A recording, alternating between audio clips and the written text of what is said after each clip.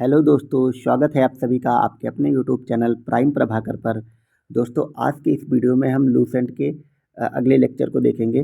पिछले लेक्चर में हमने जैन और बौद्ध धर्म को देखा था पूरी तरह से। अगर आपने हमारे लूसेंट के प्रीवियस वीडियो नहीं देखे तो आप डिस्क्रिप्शन में जाके लूसेंट की प्लेलिस्ट देख सकते हैं, वहाँ से आपको सारे वीडियो मिल जाएंगे। आज के लेक्चर में हम कुछ धर्मों को देखेंगे, जिसमें कि हम शैव धर्म से शुरुआत करेंगे। तो चलिए हम वीडियो की शुरुआत करते हैं।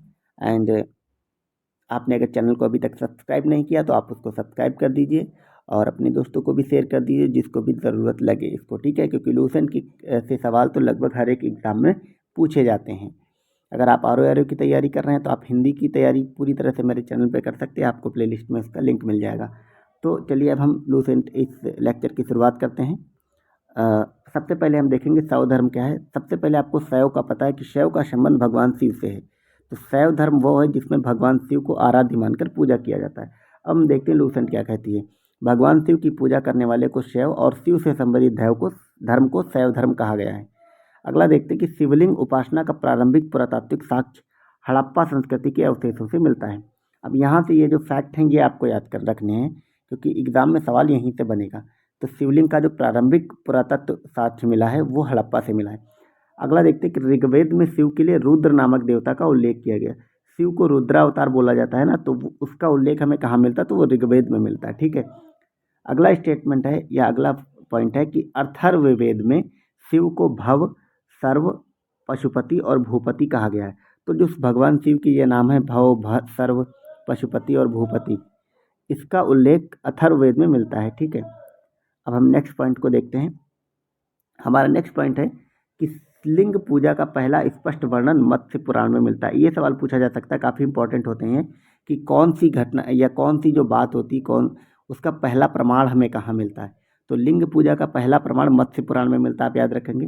अगला है कि महाभारत के अनुशीलन पर्व से भी लिंग पूजा का वर्णन मिलता है। अगले पॉइंट देखते हैं कि वामन पुराण में शैव संप्रदाय की संख्या 4 बताई गई है। पाशुपति, कापालिक, कालामुख और लिंगायत। लिंगायत आप न्यूज में अक्सर सुनते रहते होंगे कि लिंगायत कर्नाटक में एक समुदाय है, ठीक है। तो ये जो 4 शैव संप्रदाय बताए गए हैं ये वामन पुराण में पहली बात तो बताए गए, ठीक है। अगला देखते हैं कि पाशुपति संप्रदाय शैवों का सर्वाधिक प्राचीन संप्रदाय है। इसके संस्थापक लकुलीश थे, जिन्हें भगवान शिव के 18 अवतारों में से एक माना जाता है, ठीक है। तो हमने जो शैव संप्रदाय के 4 भाग बताए कि पाशुपत, कापालिक, कालामुख और लिंगायत, इसमें सबसे प्राचीन पाशुपत है, ठीक है। अगला पॉइंट देखते हैं कि पाशुपत संप्रदाय के अनुयायियों को पंचार्थिक कहा जाता है। क्या कहा जाता है? पंचार्थिक। इस मत का प्रमुख सैद्धांतिक ग्रंथ पाशुपत सूत्र है। पाशुपतनाथ भगवान शिव को भी कहते हैं पशुपतनाथ, जो कि नेपाल में है भी। श्रीकर पंडित एक विख्यात पाशुपत आचार्य थे, ठीक है। ये सब आप याद रखेंगे फैक्ट। अगला पॉइंट है कि कापालिक संप्रदाय के इष्टदेव भैरव हैं। जो भैरव देवता हैं वो कापालिक संप्रदाय के इष्टदेव हैं। इस संप्रदाय का प्रमुख केंद्र श्रीशैल नामक स्थान पर है। अगला पॉइंट है कि कालामुख संप्रदाय के अनुयायियों को शिव पुराण में महाव्रतधर कहा गया है। इस संप्रदाय के लोग नर कपाल में ही भोजन करते हैं, जल और सुरापान करते हैं, साथ ही अपने शरीर पर चिता की भस्म मलते हैं। आपने बहुत सारे लोगों को देखा होगा, कई बार आप कुंभ मेला वगैरह जाते हैं तो कुछ लोग बैठे होते हैं तो वो अपने पूरे शरीर पे वो लोग कपड़े नहीं धारण करते, बल्कि पूरे शरीर पे भभूति, भस्म वगैरह लगाए रहते हैं। वो जो लोग होते हैं वो कालामुख संप्रदाय के होते हैं, भगवान शिव को मानने वाले। ये लोग एक तो अपने शरीर में पूरी भस्म लपेटे रहते हैं, उसके साथ ही ये जो मनुष्य के जो नर कंकाल होता है, नर कपाल, जो खोपड़ी होती है मरे हुए आदमियों की, उस खोपड़ी में ही खाना खाते हैं और पानी वगैरह पीते हैं, ठीक है। अगला पॉइंट है कि लिंगायत संप्रदाय दक्षिण में प्रचलित, मैंने बताया ना आपको कर्नाटक में, इन्हें जंगम भी कहा जाता है। ये बहुत इंपॉर्टेंट पॉइंट है कि लिंगायत संप्रदाय को जंगम कहते हैं। यहाँ से सवाल बने हुए हैं पहले। इस संप्रदाय के लोग शिवलिंग की उपासना करते हैं। और आपको मैं बता दूं, ये लिंगायत वाले क्या करते हैं, ये बड़े बड़े खूब सारे शिवलिंग लेते हैं और ये उसको हमेशा कंधे पे उठा के चलते हैं, ठीक है। अगला क्वेश्चन है कि बसव पुराण में लिंगायत संप्रदाय के प्रवर्तक अल्लभ प्रभु हैं। ये पॉइंट आप याद रखेंगे। लिंगायत वाला जो भी टॉप फैक्ट है वो आप याद रखेंगे, सबसे इम्पोर्टेंट वही है। उनके शिष्य बासव को बताया गया है, यानी कि बसव पुराण में लिंगायत संप्रदाय के जो प्रवर्तक हैं या संस्थापक जिसको हम कहते हैं वो अल्लभ प्रभु और उनके शिष्य वासव को बताया गया है। इस संप्रदाय को वीर शैव संप्रदाय भी कहा जाता है। ये लाइन आप याद रखेंगे। वीर शैव संप्रदाय किसको कहते हैं? ये लिंगायत को कहते हैं, ठीक है। अगला पॉइंट है कि 10वीं शताब्दी में मत्स्येंद्र नाथ ने नाथ संप्रदाय की स्थापना की थी और इस संप्रदाय का व्यापक प्रचार प्रसार बाबा गोरखनाथ के समय में हुआ। आज के समय में जो हमारे उत्तर प्रदेश के मुख्यमंत्री हैं श्री योगी आदित्यनाथ जी, वो इसी नाथ संप्रदाय से आते हैं, इसीलिए उनके जो कुल गुरु जो कहे जाते हैं वो मत्स्येंद्र नाथ कहे जाते हैं।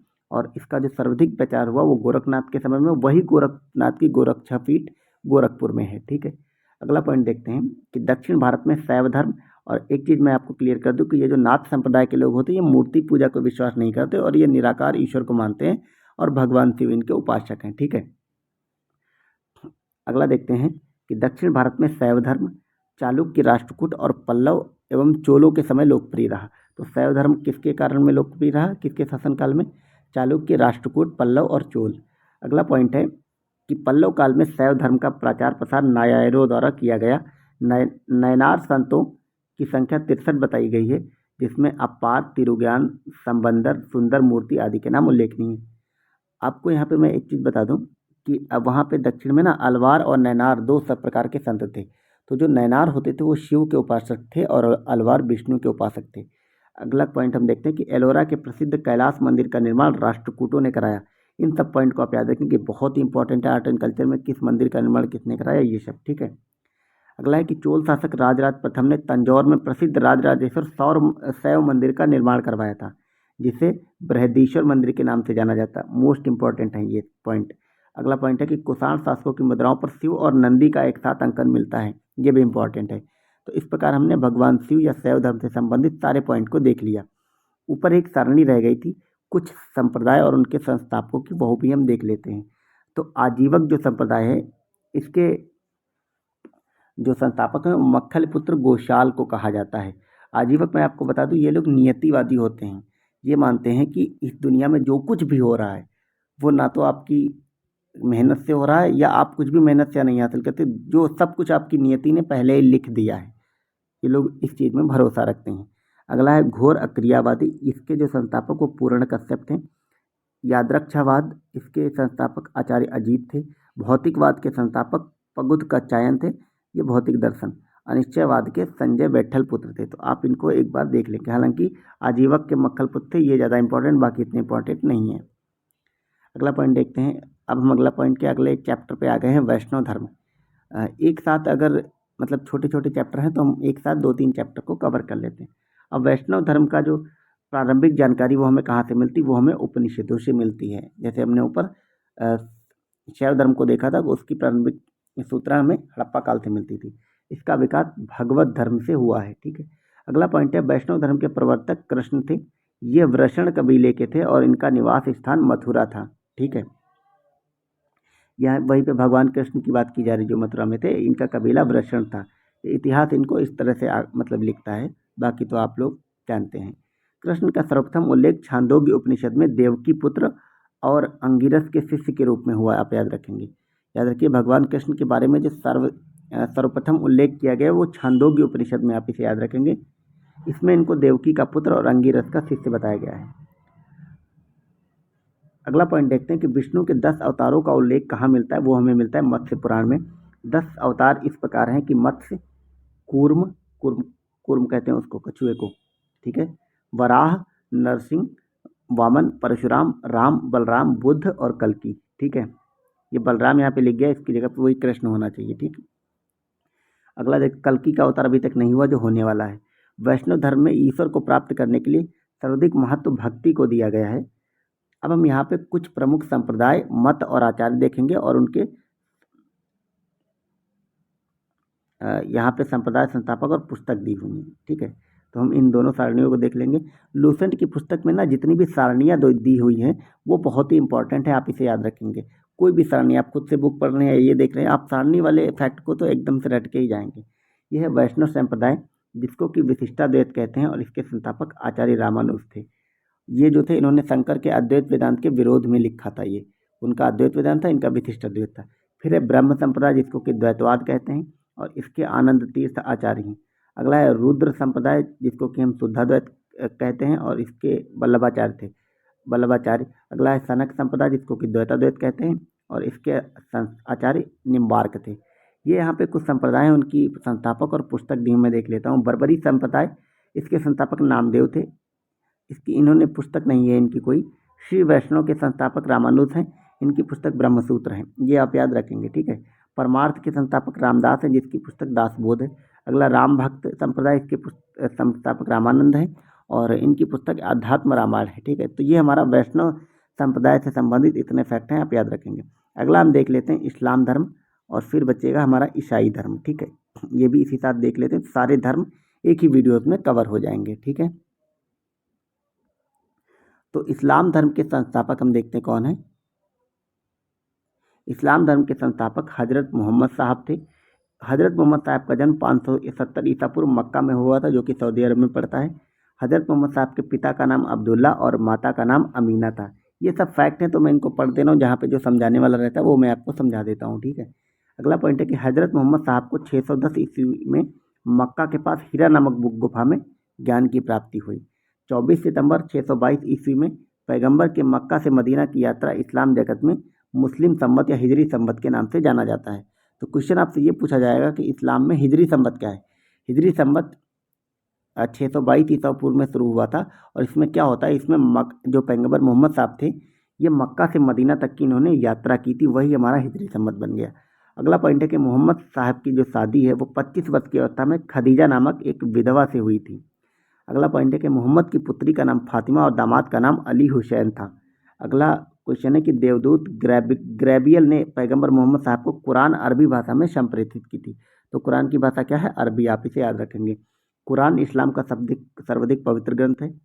अगला पॉइंट है कि मोहम्मद साहब ने कुरान की शिक्षाओं का उपदेश दिया था। अगला पॉइंट है मोहम्मद साहब की मृत्यु 8 जून 632 ईस्वी में हुई।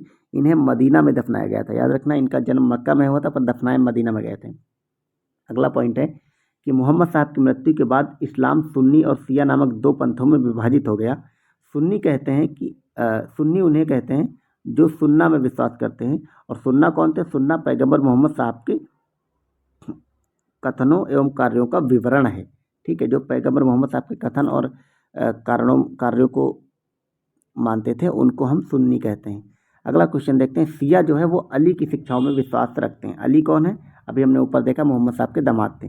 शिया वाले लोग अली की शिक्षाओं में विश्वास रखते हैं तथा उन्हें मोहम्मद साहब का न्याय सम्मत उत्तराधिकारी मानते हैं। अली मोहम्मद साहब के दामाद थे। तो मैं आपको अगर मोटा मोटी समझाऊँ एक लाइन में, तो सिंपल सा ये है कि सुन्नी वो लोग होते हैं जो मोहम्मद साहब को देवता मानते हैं, यानी मोहम्मद साहब को ही अल्लाह का प्रतिनिधि मानते हैं और अल्लाह के बाद अगर वो किसी को स्थान देते हैं या पूजनीय मानते हैं तो मोहम्मद साहब को मानते हैं। इसीलिए आप देखते हैं कि जो लोग अपने नाम के आगे मोहम्मद लगाते हैं वो सब सुन्नी संप्रदाय के होते हैं। और वर्तमान में भी जैसे वर्तमान में जैसे सऊदी अरब, यूएई वगैरह में जितने अरब कंट्रीज़ हैं वो सारे के सारे सुन्नी देश हैं। पाकिस्तान भी सुन्नी देश है। भारत के जो मुस्लिम हैं वो भी मोस्टली सुन्नी ही हैं, ठीक है। और ईरान में शिया लोग होते हैं। शिया को कौन है, जो मोहम्मद साहब को एज ए मतलब देवता नहीं मानते, उनकी पूजा नहीं करते हैं, उनमें उस तरह का विश्वास नहीं। उनको वो सिर्फ मोहम्मद साहब का उत्तराधिकार, उनको वो सिर्फ उसका उत्तराधिकारी मानते हैं, ठीक है, किसका, अल्लाह का। तो ये हो जाएंगे शिया वाले। अगला पॉइंट हम देखते हैं। अगला पॉइंट हमारा है कि अली की सन 661 ईस्वी में हत्या कर दी गई थी। अली के पुत्र हुसैन की भी हत्या 680 ईस्वी में करबला ईरान नामक स्थान पर की गई थी। इन दोनों की हत्या ने शिया को निश्चित मत का रूप दिया। इसीलिए आप देखते होंगे कि जो ताजिए के मेला लगता है वो इसी कुर्बानी वाले दिवस के दिन लगाया जाता है। अगला पॉइंट है कि पैगंबर मोहम्मद साहब के उत्तराधिकारी जो थे वो खलीफा कहलाए। अब क्वेश्चन ये पूछा जा सकता है कि इस्लाम में खलीफा क्या है। खलीफा पैगंबर मोहम्मद साहब के उत्तराधिकारी थे। अगला पॉइंट है कि इस्लाम जगत के खलीफा का पद 1924 ईस्वी तक रहा था। 1924 में तुर्की के शासक मुस्तफ़ा कमाल पाशा ने इसको समाप्त किया था। अगला पॉइंट है इब्न इसाक ने सर्वप्रथम पैगंबर मोहम्मद साहब का जीवन चरित्र लिखा। ये सब फैक्ट आप याद रखेंगे। अगला पॉइंट है कि मोहम्मद साहब पैगंबर ने के जन्म दिवस पर ईद मिलादुन नबी मनाया जाता है। तो ये जो ईद मनाई जाती है ये मोहम्मद साहब के जन्मदिन के अवसर पर मनाई जाती है। अब हम नेक्स्ट ईसाई धर्म को देख लेंगे। आज हमारे धर्म वाले सारे चैप्टर कवर हो जाएंगे। इसके संस्थापक कौन थे, ईसा मसीह, आपको पता है। ईसाई धर्म का प्रमुख ग्रंथ बाइबल है, ये भी पता है। ईसा मसीह का जन्म जेरूशलेम के निकट बैतहेलम नामक स्थान पर हुआ था। ये जेरूशलम वाली जो लोकेशन है वो आपको याद रखना है, क्योंकि इजराइल और फ़लस्तीन को लेकर चर्चा में रहती है। अभी भी इजराइल ने जेरूशलम को अपनी राजधानी घोषित कर रखा है, जबकि बहुत सारे देश इसको मान्यता नहीं देते हैं। उसकी राजधानी वो तेल अवीव को मानते हैं, जिसमें कि भारत भी शामिल है। अमेरिका और यूरोप के कुछ देश और इजराइल ही जेरूशलम को अपनी राजधानी मानता है। जेरूशलम को लेकर ही इस्लामिक जगत, अरब और इजराइल वगैरह में युद्ध चलता रहता है। ठीक है, अगला पॉइंट हम देखते हैं कि ईसा के जन्म दिवस को क्रिसमस के रूप में मनाया जाता है 25 सितंबर को। ईसा के माता का नाम मेरी और पिता का नाम जोसेफ था। अगला पॉइंट है कि ईसा ने अपने जीवन के प्रथम 30 वर्ष एक बढ़ई के रूप में बैतहेलम के निकट नाजरेथ में बिताए थे। ये सब आपको नहीं याद रखना कौन सी जगह में क्या बिताए थे, ये इंपॉर्टेंट है। आपको जेरूशलम कहाँ पड़ता, लोकेशन वगैरह जो इंपॉर्टेंट होता है वो मैं आपको बताते हुए चलता हूँ। ठीक है, अगला पॉइंट है कि ईसा मसीह के प्रथम 2 शिष्य कौन थे, एंड्रूस एवं पीटर। ईसा मसीह को सूली पर रोमन गवर्नर पोंटियस ने चढ़वाया था। ठीक है, अगला पॉइंट है ईसा मसीह ने को 33 ईस्वी में सूली पर चढ़ा दिया गया था। ईसाई धर्म का सबसे पवित्र जो चिन्ह है वो क्रॉस है। ईसाई त्रित्व में विश्वास रखते हैं। त्रित्व क्या क्या होता है, ईश्वर पिता, ईश्वर पुत्र, ईशा और ईश्वर पवित्र आत्मा, इतने में वो भरोसा रखते हैं। ठीक है, अगला पॉइंट देखते हैं। तो यहाँ पे हमारा ईसाई धर्म का लूसेंट में इतना ही था और ये हमने कवर कर लिया। साइड में यहाँ पे एक ब्रैकेट में इन्होंने पारसी धर्म को दे रखा है, तो हम इसको भी देख लेते हैं पारसी धर्म क्या है। पारसी धर्म के पैगंबर जो थे वो जरथुष्ट थे। जरथुष्ट मतलब जो ईरान के रहने वाले थे। इनकी शिक्षाओं का संकलन जेंद अवेस्ता नामक ग्रंथ में है। तो आप कुछ मत याद रखिए, आप इसमें याद रखिए कि इसके संस्थापक जरथुष्ट थे, जो कि ईरानी है, जिसका मतलब होता है, और इनका पवित्र जो ग्रंथ है जेंद अवेस्ता, आप याद रखेंगे क्योंकि एग्जाम में सवाल देगा कि जेंद अवेस्ता का संबंध किस धर्म से, तो आप याद रखेंगे पारसियों से। अब हम देखते हैं जेंद अवेस्ता नामक ग्रंथ है जो पारसियों का धार्मिक ग्रंथ है। इनकी मूल शिक्षा का सूत्र सद्विचार, सद्वचन एवं सद्कार्य। इनके अनुयायी एक ईश्वर या अहुर को मानते हैं।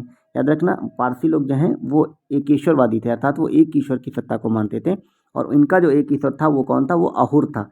इसको भी याद रखेंगे क्योंकि एग्जाम में पूछेंगे अहुर का संबंध, अहुर देवता का संबंध किससे है, तो वो पारसियों से है। इस धर्म के अनुयायी को अग्नि पूजक भी कहा जाता है, आप ये भी याद रखेंगे। तो इस प्रकार हमने पारसी धर्म पे देख लिया। तो हमने आज के इस लेक्चर में शैव धर्म, वैष्णव धर्म, ईसाई धर्म, इस्लाम धर्म और पारसी को भी देख लिया है। नेक्स्ट वीडियो से मगध राज्य का उत्कर्ष यहाँ से शुरुआत करेंगे, और आज के इस वीडियो को यहीं पर वाइंड अप करते हैं। आपको अगर हमारे वीडियो यूज़फुल लग रहे हों तो आप इसे लाइक, शेयर एंड सब्सक्राइब कर सकते हैं। अगर अभी तक चैनल को सब्सक्राइब नहीं किया तो वो भी कर सकते हैं। एंड हमारी डिस्क्रिप्शन में जाके आप हमारे वीडियोज़ में, हमारे चैनल पे जितने भी वीडियोज़ आ रहे हैं उसकी प्लेलिस्ट चेकआउट कर सकते हैं। आप इसी तरह अपनी तैयारी जारी रखिए और मेहनत करते रहिए। एग्ज़ाम को थोड़े ही दिन बचे हैं। And thank you so much for watching. Bye bye.